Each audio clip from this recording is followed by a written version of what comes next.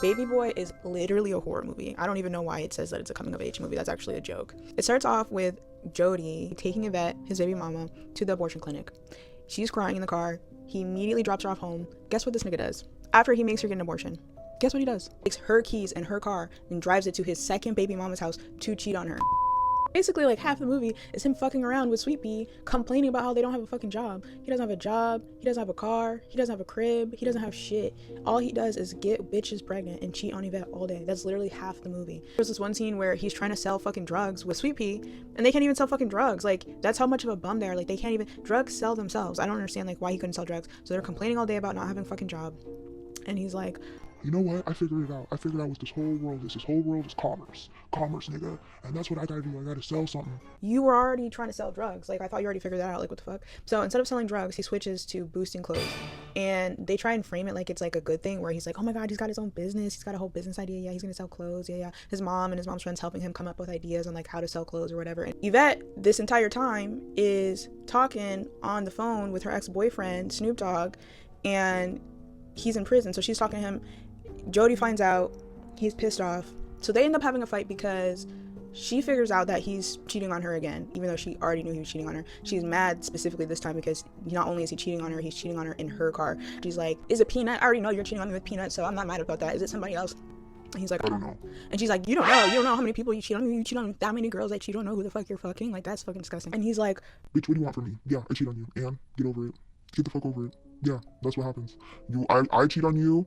I'm telling you the truth about that. I'm cheating on you because I love you. I don't love those other hoes. I just fuck them. I make love to you. I deal with your bullshit because I love you. I make you get an abortion because I love you. I have a second baby mama on you because I love you. But those other bitches are just bitches. You like that? That's some truth for your ass. You gonna deal with it or not? She's like, okay. And then, so after that, they like have sex, whatever. They break, oh, fuck.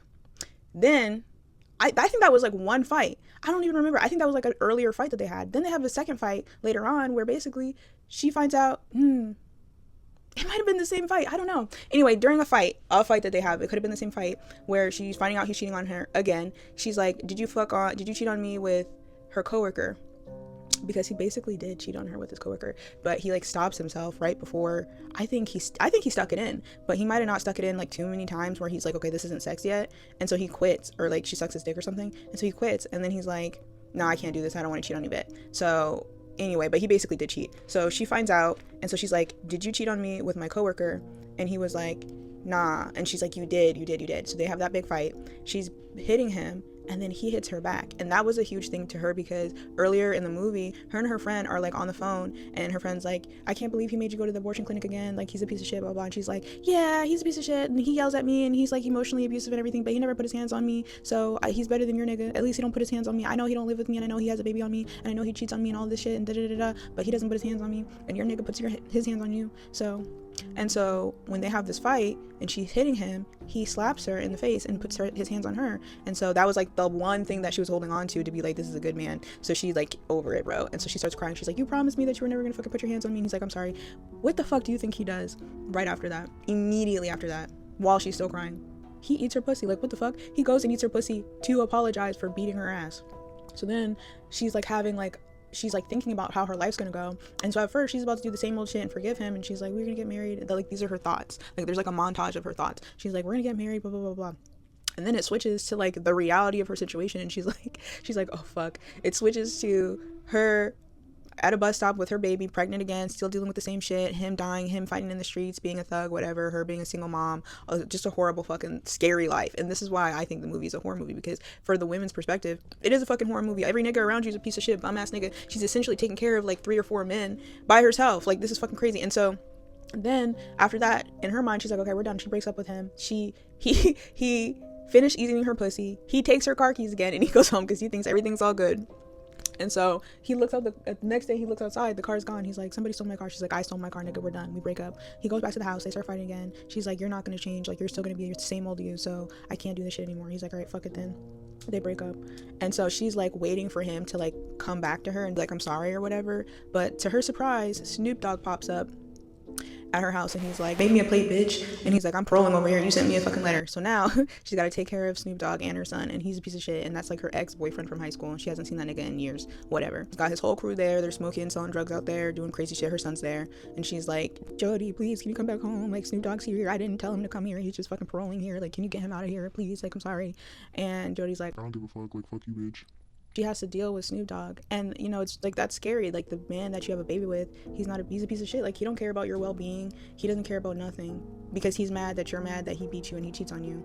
That's crazy. And she put up with a lot of shit from him, but he doesn't take any of that into account. He's like selfish and childish and shit. And his mom, she's doing a little bit of telling him like, hey, you're kind of doing too much, but she's not doing that much, right?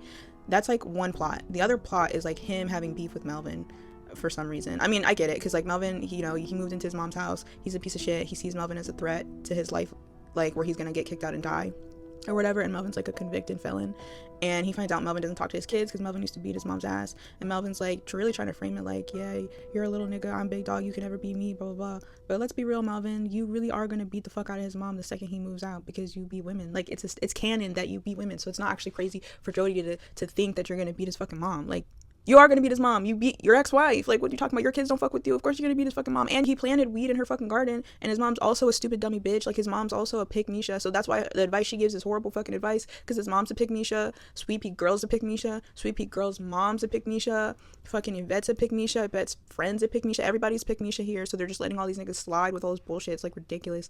So then Melvin eventually gets Jody moves out because he's like, I'm done. He takes his fucking bike and he's like, I'm out of this bitch. He's staying at Sweet Pea's house, and at the same time Snoop Dogg is like really over it about Jody. He's like pissed off that Yvette had a baby by Jody. He's like really thinking about it, and he's like, you know what, I gotta take control of the situation and show that I'm a man. So he goes and he tries to rape Yvette, and she's like, you gonna rape me in front of my son? And he looks at the son, he's like, no, I'm not gonna do that. So then he doesn't rape her. She goes to Jody and she's like, please, can you come home? I almost got fucking raped. Like, I need you. The car's fucked up. Like, we need you. And he's like, oh my God, baby, I'm so sorry. Okay, yeah, I'll come back. You're gonna go home by yourself and pack your bag, and then you're gonna come with me. He doesn't escort her back there, right? So she goes back there. Snoop Dogg takes her keys, and Snoop Dogg goes to murder Jody. And Jody doesn't know this because he's an idiot and he didn't go with Yvette to go pick her shit up because he's like a horrible fucking baby daddy, and he's not really there to protect her. And so Snoop Dogg's a horrible aim, and he shoots at Jody. My name misses, but Jody like has like a whole fucking thing where he thought he was gonna die, and that moment like springs him into action and wakes his ass up, and he's like, I need to grow the fuck up, apparently. And so after that, Sweet Pea's like, we gotta do something about it. What the fuck? Because if we don't do something about it, he's gonna come back and fucking kill you and your son and your fucking baby mom. What the fuck? So they're like, okay, let's see what we're gonna do. And he's like, Jody, if you want to kill him, I'm down, but if you don't, like, I support you. And anyway, so they go to kill Snoop Dogg, and basically what ends up happening is Sweet Pea kills Snoop Dogg.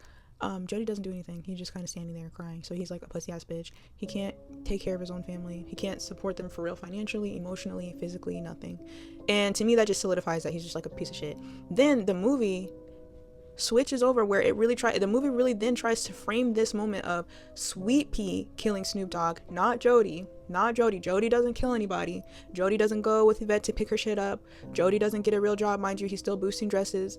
Jody doesn't do anything. He doesn't get an education. Jody still doesn't have a car, mind you. He doesn't have anything. And they try to frame it as that moment is the moment he decided to grow up, because what he does is he just moves into Yvette's apartment.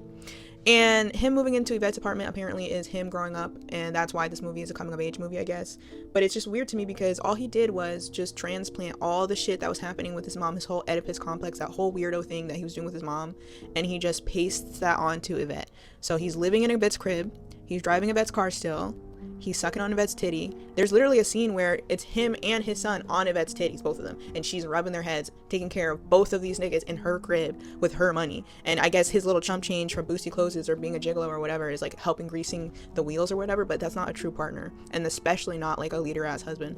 Especially the way he demands respect, like he's supposed to be like head of household. Definitely he's not head of household. It's super weird. And so they just try to like wrap it up all cute, like he did something. And then, you know, same thing with Sweet Pea. Apparently, you know, my husband was like, is he not gonna go to jail for murdering Snoop Dogg? What the fuck? And I was like, no, this is a black neighborhood, the police are not gonna be there. What the fuck? Basically every nigga in the movie moves into their girl's crib and does illegal jobs, and that's supposed to be seen as them being men at the end of the day, and they're not, for real, to me. And then at the end, she fucking gets a ring, so they're like engaged, and that's that. She's fucking pregnant again. And it's like weird because she's his first baby mama. Like, her kid's older, so he had a kid on her. She stays with him, deals with all this bullshit, takes care of him, pays for everything, has the car, blah blah blah, gets pregnant again. They're not really married yet, and then it fades out of them having a picnic, kikiing and laughing and like having fun and shit, but like nothing changes. Nothing actually changes. I posit that Melvin's definitely gonna be his mom's ass. He's still gonna keep cheating on her. He's still gonna keep fucking Peanut. He's probably gonna have another baby on her. They probably won't get fucking married. I bet you his business is gonna fall through, or maybe he will actually become a fucking prostitute and she's gonna have to deal with that. And that's supposed to be like inspirational or something, or relatable, that your nigga is a prostitute, that your nigga makes money by boosting clothes. But that's the black love story that I'm supposed to be like, yeah, that makes sense. It's like rage bait because they're trying to frame it like this shit makes sense and this is what I'm supposed to settle for. And that is why it's a scary fucking movie, is because they're really trying to frame it as like, this is what you deserve, bitch. As a black woman, that's what you deserve. You deserve a man that doesn't have a real job because he's physically present next to you. That's what you deserve. A nigga that is physically next to you. It doesn't matter how he's cheating on you. It doesn't matter if he's cheating on you. It doesn't matter if he has a baby on you. It doesn't matter if he has a job. It doesn't matter if anything. It doesn't matter if he basically kind of did sexually assault you as an apology. They really try to frame it like Jody is a better man because he didn't rape Yvette, except for he kind of did sexually assault Yvette, and the other dude didn't actually technically rape her either. He was gonna rape her, but he didn't rape her. So to me, they're on the same level here. And then they're trying to frame it like Snoop Dogg's even worse because he tried to kill Jody, but he didn't end up killing Jody. They ended up killing him. So to me, Jody and Snoop Dogg are like the same level. So how the fuck is he better? How is he a better choice? He's fucking not, because he's the dad to her kid. That's pretty much the main fucking difference here. But the movie's trying to trick me into thinking that Jody is somebody worthwhile and Jody's somebody that I should fucking want to be with. Like, I don't think so. I don't fucking think so. So it's like, it's just fucking scary as shit. It's scary as fuck that that's her reality. I'm scared for Yvette. And the only girl in there that has some semblance of self-respect apparently is Peanut, because she rejects Jody at one point. She's like kind of doing her own thing. Like, yeah, she's a baby. That's the best that you get to look up to is Peanut. Peanut is the best girl example in this fucking movie. I don't know. It's really scary. It's a scary movie, dude. And I can't decide if it's scary or a comedy, because the way Sweet Pea was acting, his acting, I thought this shit was a comedy. But then the way Yvette is getting treated, I'm like, this shit's a horror movie. So I'm like going back and forth, like, is it a horror movie? Is it a comedy? Is it a horror movie? Is it a comedy? I can't tell. So that's why I looked it up. And imagine my surprise when I saw that it was a coming of age movie. I'm like, what the fuck? This can't be a coming of age movie, because if it's a coming of age movie, then they are serious about everything that happens in this movie. They're dead ass. They mean that shit. It's literally like rage bait. The whole movie's rage bait.